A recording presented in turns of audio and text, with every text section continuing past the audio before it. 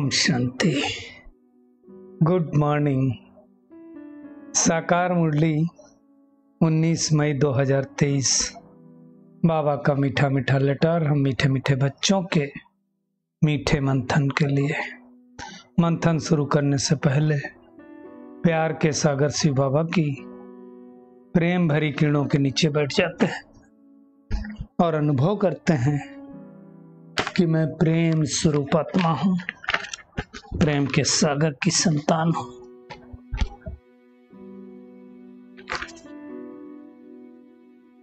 आज की मुरली को अगर हम 2 शब्दों में समाहित करें तो वो 2 शब्द हो सकते हैं son sues father and father sues son, या यूं कहें father sues son and son sues father. देखिए, दुनिया में भी पहले माँ बाप फादर मदर लगा सकते हैं, सन सोच father mother and father mother सोच सन। तो दुनिया में आप देखो माँ बाप मिल करके बच्चे को उस लायक बनाते हैं। जब वो लायक बन जाता है तो बच्चा माँ बाप का नाम रोशन करता है।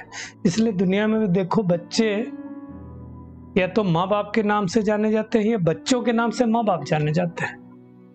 तो मान लो किसी का फादर किसी पर्टिकुलर पोस्ट पे है और उसने बच्चे को पढ़ाया लिखाया, तब क्या कहेंगे, इनके बच्चे जा रहे हैं।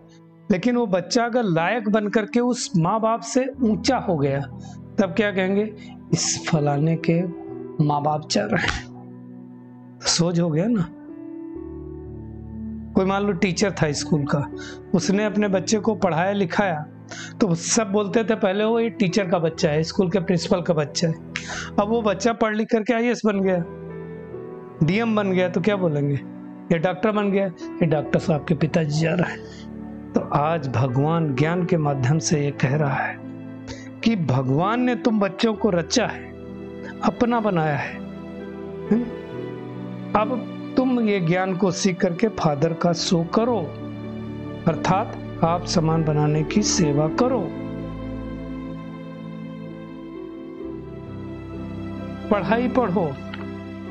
बाबा कहता है कि दुनिया में तो बहुत सब्जेक्ट होते हैं, यहाँ तो 4 ही सब्जेक्ट हैं, ज्ञान योग धारणा सेवा,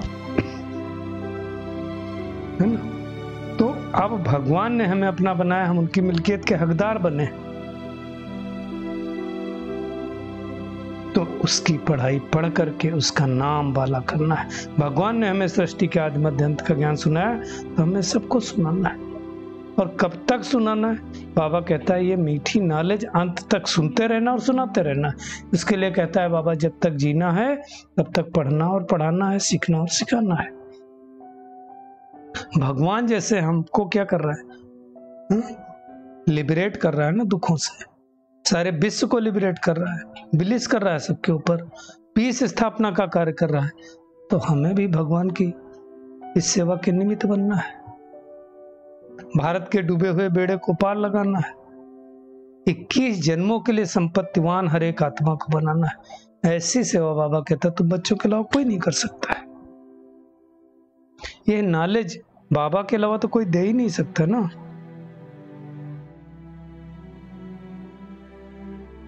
बाबा कहता है मैं तो पुनर्जन्म में नहीं आता हूं, तुम आत्माएं पुनर्जन्म में आती हो, एक शरीर छोड़ दूसरा लेती हो। तो हम पाप आत्मा भी बनते हैं तो पुण्य आत्मा भी बनते हैं। अब भगवान जब आया है तो हम पुण्य आत्मा बन रहे हैं। हमारे मैक्सिमम 84 जन्म होते हैं, भगवान तो जन्म मरण से न्यारा है। उसको ही नॉलेजफुल ब्लिसफुल कहा जाता है। सारे विश्व पर वो ब्लिस करता है, दया करता है, पीस स्थापित करता है। बाबा कहता है मैं सबको वापस लेकर जाने वाला हूं। लेकिन इस पीस स्थापन करने में बाबा कहता है हम तुम्हारी मदद लेते हैं। और जो बच्चे मददगार बनते हैं भगवान के, वो सतयुग में जाते हैं। ये समझने की बात है ना। अब लोग गॉड फादर परमपिता परमात्मा तो कहते हैं, आएगा ये भी कहते हैं, और फिर दूसरी तरफ सर्वव्यापी कह देते हैं। तो ग्लानि हो गई ना फिर भगवान की। तो एक बार बाबा कहते हैं ज्ञान तुम प्राप्त करते हो, इससे तुम्हारी 21 जन्म प्रारब्ध चलती है। 1-2 जन्म की बात नहीं है, पूरे 21 जन्म। तो फिर हमें मेहनत करनी है। सदगति हो रही है तो एक ज्ञान लेते रहना है। जन्म जन्मांतर का बोझा है सिर पर पापों का, किससे हटेगा? योग से हटेगा, योग अग्नि से हटेगा। जन्म जन्मांतर की मैल आत्मा के ऊपर चढ़ी हुई है तो तमो प्रधान बन गई आत्मा। अब आत्मा तमो प्रधान बन गई तो शरीर भी तमो प्रधान मिल गया, क्योंकि आत्मा के हिसाब से प्रकृति चलती है और प्रकृति के 5 तत्वों से ये शरीर बना हुआ है। बाबा कहता अब तो जड़ जड़ी भूत हो गया है। बाबा ने कितनी अच्छी बात कही कि तुम मंदिर में जाके क्या कहते हो, तुमेव मातश्च पिता। तो माता पिता कौन हो गया? निराकार परम पिता परमात्मा अगर फादर है तो मदर भी होगी। तो कौन सी मदर? ब्रह्मा के तन में आकर के ज्ञान सुनाता है, इसलिए फादर मदर कहते हैं। दुनिया वाले तो एटम यू को समझ लेते हैं, बाबा कहते नहीं, ये गलत है।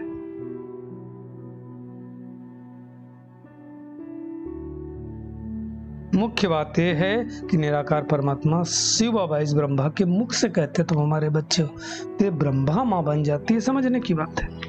वैसे तो जगत अम्बा का भी बहुत नाम है, बहुत भारी मेला भी लगता है। सॉरी, ब्रह्मा का अजमेर में इतना बड़ा मेला नहीं लगता है, जगत अम्बा का तो बहुत मान रखता है, क्योंकि माता का प्रभाव ज्यादा होता है। दुनिया वाले तो कहते हैं स्त्री का पति गुरु ईश्वर है, बाबा आकर के माताओं को आगे बढ़ाता है ना। तो बाबा कहते तुम हो गुप्त शक्ति सेना, नॉन वायलेंस, कोई वायलेंस नहीं करते हो। दुनिया वाले तो वायलेंस करते हैं। दुनिया वाले विनाश काले विपरीत बुद्धि है और हम विनाश काले प्रीति बुद्धि है। तो बाबा कहता है कि जिस रीत से मैं तुमको अभी ज्ञान सुना रहा हूं ना, कल्प के बाद भी सुनाऊंगा। सब ड्रामा के बंधन में बंधे हुए हैं, हम भी ड्रामा के बंधन में बंधे हुए हैं। बाबा कहता मैं भी बंधा हुआ हूं। ऐसा नहीं है कि मैं घड़ी घड़ी आऊंगा और अवतार लूंगा छुड़ा दूंगा, 12 अवतार लूंगा, ऐसा नहीं है। परम धाम से कल्प के संगम युग में परमात्मा एक ही बार आता है और इसी समय हम उस ड्रामा के डायरेक्टर, प्रिंसिपल एक्टर उसको जानते हैं। कौन, हु इज हु, कौन है? परमात्मा आकर के सारी बातें बताता है। 21 जन्म तक हमसे ज्यादा संपत्तिवान कोई नहीं होगा। बाबा कहता है भारत का बेड़ा डूबा हुआ है, तो उस बेड़े को पार कौन करेगा? तो बाबा कहता है तुम शिव परमात्मा के साथ मिल करके, तुम आत्माएं शिव शक्तियां बन करके भारत के डूबे हुए बेड़े को पार करते हो। बाबा कहता है मैंने तुमको स्वर्ग का मालिक बनाया था कल पहले, फिर से कंगाल बने और फिर से मैं तुमको महाराजा महारानी बनाता हूं। पहले देवता बनेंगे, फिर क्षत्रिय बनेंगे, फिर वैश्य बनेंगे, फिर शूद्र बनेंगे, फिर ईश्वर का बच्चा बनेंगे। तो इस समय जो हम बन रहे हैं ईश्वर का बच्चा, वो बड़ी बात है। बाबा कहता है प्रतिज्ञा करनी चाहिए। शिव बाबा, मीठे बाबा, प्यारे बाबा, हम आपसे वर्षा जरूर लेंगे, ये प्रतिज्ञा करनी है भगवान से।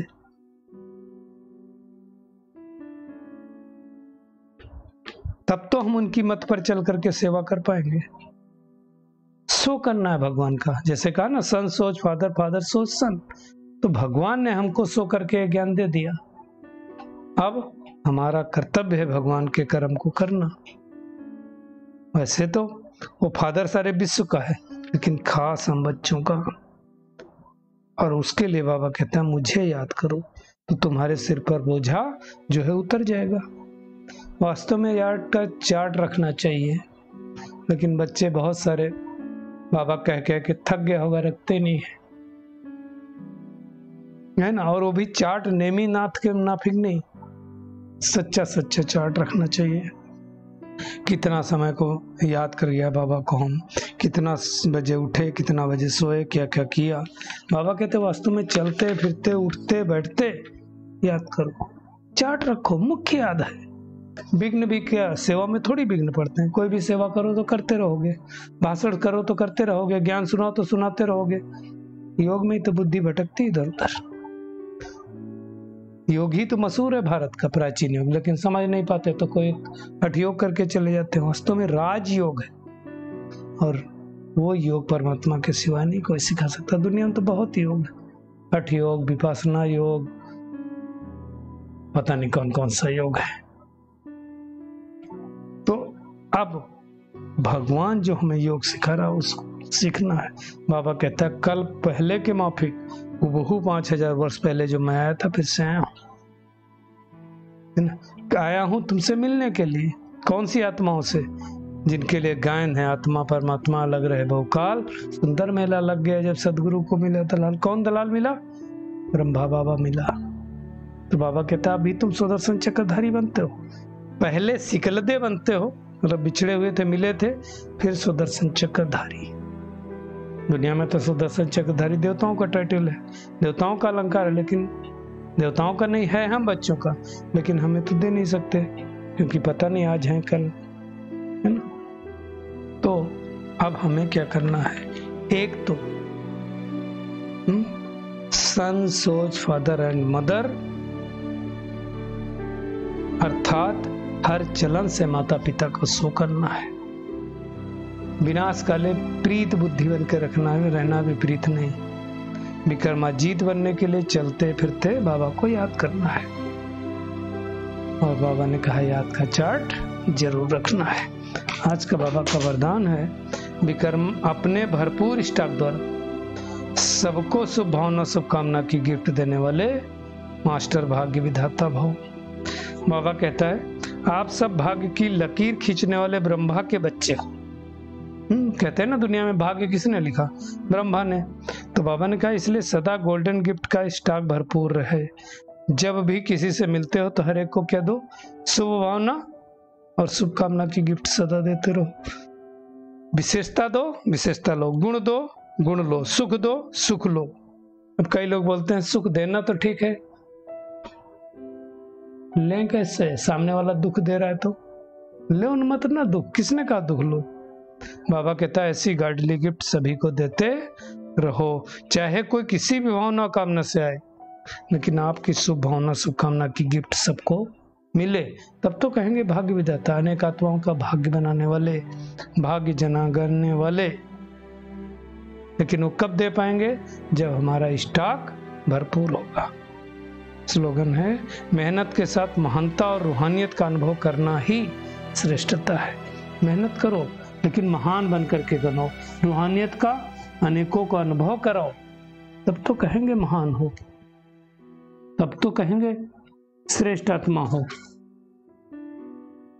चलिए परमात्मा किरणों के नीचे बैठ जाते हैं, अनुभव करते हैं कि मैं कोटों में कोई, कोई में भी कोई, अपने चाल चलन के द्वारा माता पिता का सो करने वाली कोटों में कोई आत्मा हूं।